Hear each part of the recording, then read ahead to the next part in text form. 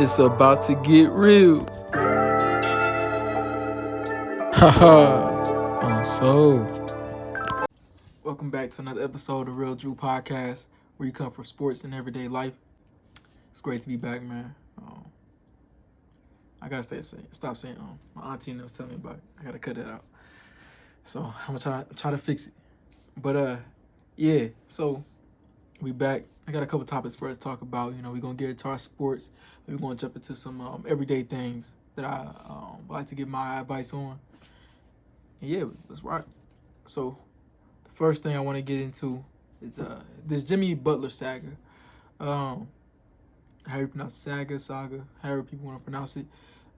He's going to he's leaving. He's trying to get out of Miami. He's doing everything possible to get out of Miami. I guess it's been a while. Something's been stewing over there for a while with him wanting more help, and he ain't getting it. So Bam Adebayo and Tyler Hero, he's saying basically ain't enough. We need another star to compete with what these other teams have going on, which I kind of agree, because the Heat really just have those three, and then a bunch of role players that really can't do much. They're not top tier like the other teams. Jimmy's really just a one-man army over there. I mean, Jimmy's great, but nobody can do it alone. A few things that you can tell is everything's about to just turn bad. Number one, Miami didn't extend him over the summer. He wanted a certain amount of money. Miami was basically like, you ain't worth that. We ain't giving that to you right now. You gotta show us a little bit more. I don't know what else he could show him. It took him to 2 NBA finals, basically by itself, one-man army against great teams. People gonna say it's Eastern Conference, but still great teams nonetheless. And he did it almost alone. I mean, Bam is great, Tyler is great, but they're not Jimmy's level. You know what I'm saying? So, all right, discuss my second point of view. Jimmy needs and wants more help in Miami. We know that. But what I don't like about what Jimmy's doing, he's did this with every team he's been on. He's forcing his way out. It's the player movement. They get this power and he just abusing it. I'm all for players being involved and having more control over their future and where they go. I'm all for it. But man, it gets to a point where it's like, bro, he's tarnishing his legacy and what he did there in Miami. He's tearing it up. I'm like, bro, is it really worth it? Excuse me. To act this way, he's giving Pat Riley a run for his money. And I think he might be out. It's the player empowerment era. So he's winning. Pat Riley can't really do much about it. He's forcing his way out. He's got in trouble a few times. He got suspended 3 times. The first one was conduct detrimental to the team. Second one was, I think he missed a flight, or he was late to a flight to Milwaukee. And then this third time, I guess, the coach came up to him, basically was like, we know you on your way out. We're going in a different direction. You're coming off the bench. Haywood Highsmith is going to be starting. And he wasn't having that. He just walked out the practice. He's like, all right, cool. Y'all don't need me here. Y'all coming off the bench. I'm out of here. So, I mean, what would you do? It's a level of professionalism I think they should have, though, as NBA players. And I think Jimmy lacks it. He just doesn't care. It's Jimmy's way or no way, And it sucks, but it's Jimmy's way or no way. He has a certain destination that has been going around. Phoenix. He wants to go to Phoenix. The problem is, Phoenix don't have nothing to give Miami. But they got to get. They want Bradley Beal. Well, he don't want Bradley Beal, but Phoenix like, hey, we give you Bradley Beal basically. Problem is, Bradley Beal has the no trade clause. So, it's just a big mess. It's a terrible mess. Miami could go get, I'd like De'Aaron Fox pairing Bam Adebayo with De'Aaron Fox, get him from the Kings, because he just requested a trade as well, which kind of blew my mind a little bit, considering the Kings are playing great, even though they did some treacherous things to Mike Brown. But that's a topic for another day. We ain't gonna get into that right now. We worry about Jimmy Butler. Jimmy is, y'all let me know. Is Jimmy the problem? Or is it Pat Riley no fault? How do y'all feel about this? The way he's forcing his way out? I don't agree with it. I think it's a way you request a trade. Cool. Play your year out. Play your obligations out. After that, you got a player option you can pick up, or you can go free agency and then go where you want to go. Why do you need to force your way out right now? Doesn't make sense to me. It just, I don't know. It's like a quitter mentality. I don't like it. I feel like he should play his contract out and see where it goes from there. But Jimmy is Jimmy's way. He did it in Minnesota, did it in Philly, doing it in Miami. It is what it is. But let me know, is Jimmy Butler the problem? Will this lead to more players acting this way to force their way out of situations if it don't go their way? Who knows? Y'all let me know. Next topic we're getting into is, y'all know my Kansas City boys. We're making it to the Super Bowl. We had to beat the Bills. It's always a battle when we play them. Great game. Everybody keep calling us cheaters. I don't care. People, they just losing, and I think it's like you got to beat us. It's that simple. Beat us or keep crying. And I say that humbly. Like, beat us or keep crying. Like, how is you supposed to win? We got to play Philly, though. And Philly is no slouches. Saquon rushed him 2,000 yards, and he could have went for more. Dude was sit aside a game. He sat at one quarter. We could have broke a record during the game. He's a dog. Okay? He's a dog. And they got one of the best offensive lines. Jalen Hurts doesn't turn the ball over. And their defense is great. Yeah, so it's not going to be easy for us. And we played Philly before in the Super Bowl. We ended up winning that game by 3. We came from behind and we beat them. It's our chance to three-peat this year. Beat Philly. We beat 49ers. And now we're playing Philly again. So hopefully we get it done, man. But there's some X factors in this game. Some things that got to be done, I feel like, on our end. And I feel like some things they got to do on their end to stop us. One, we got Patrick Mahomes, the best football player out there at his position, for sure. Undoubtedly. You got to stop Patrick Mahomes. You got to stop our defense. Our defense has been holding up crazy. We're great. We got to stop those things. Our X factor, I feel like Philly needs to zone in on. They're probably not too zoned in. But Xavier Worthy, the Eagles have to stop him on our offense because we're getting it rolling. We're getting him in those Tyreek Hill roles now, and he's starting to flourish. He's getting his swagger. He's comfortable now. He's felt a couple of NFL hits. He's good. So if the Eagles want to beat us, they got to slow down Mahomes. You got to stop Xavier Worthy. And Kareem Hunt has been getting his legs going. Like, he's been our go-to runner back. If we getting it going, man, they got to stop him.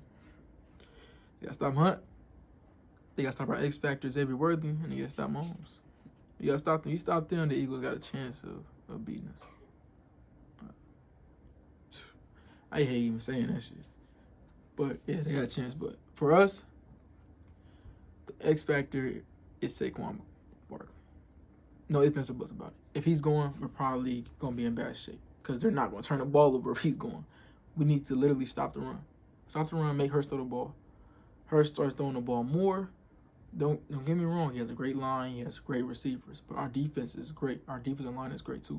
So if we can get him in a couple situations where he just throws the ball away, but, he's trying to hit a receiver or whatever, and he throws a pick. We just need one turnover.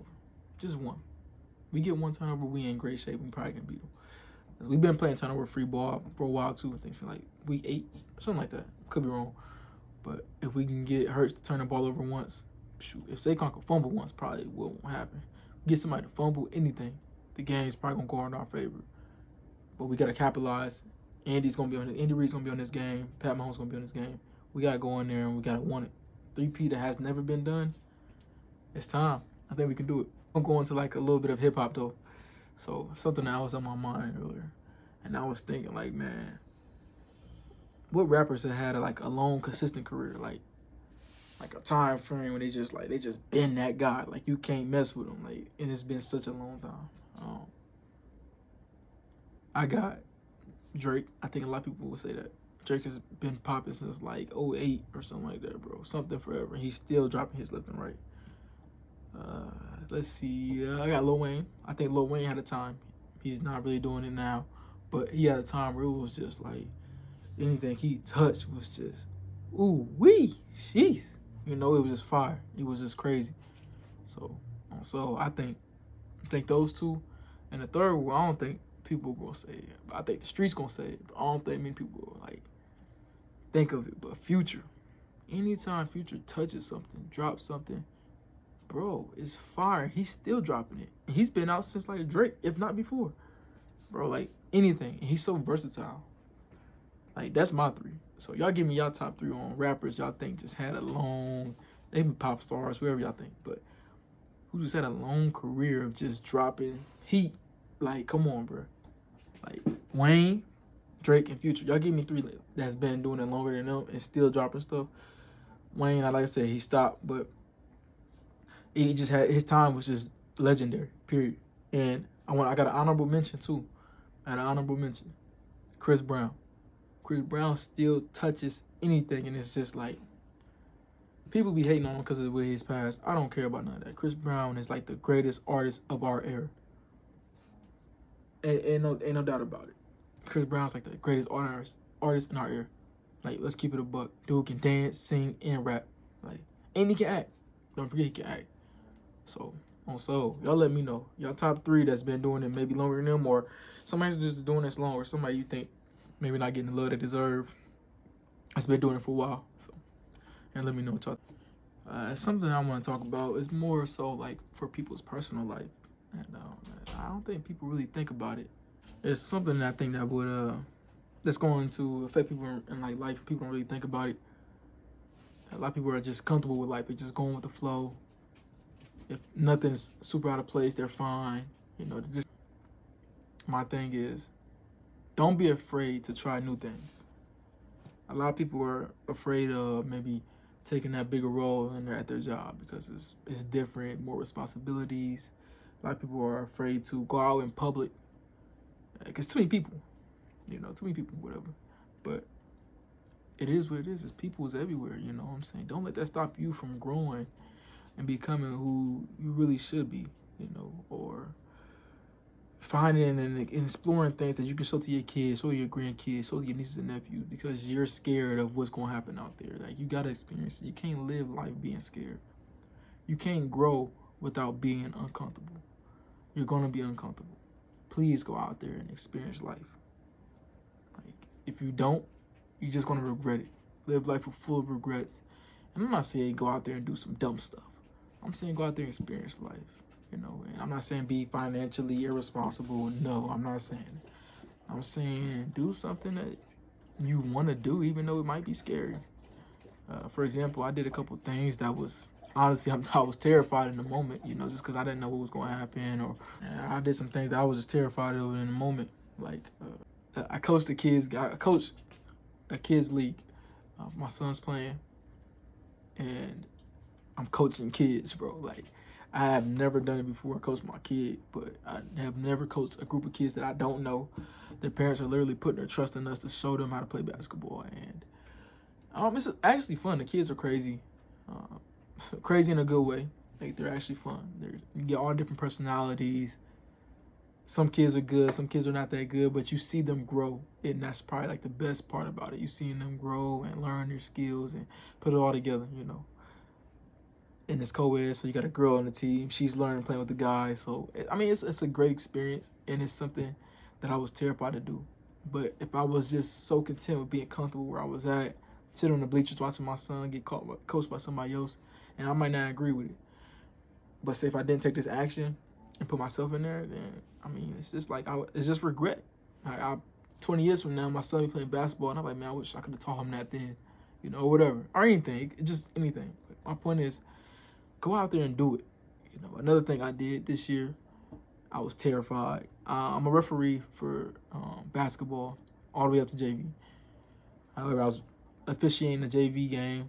I did freshman JV, and varsity was about to go on. One of the varsity officials didn't show up. So they came in there and it was like, hey, anyone of you guys want to stay for the varsity game? And like I said, you can't grow without being uncomfortable. I was so uncomfortable. I was like, I do it.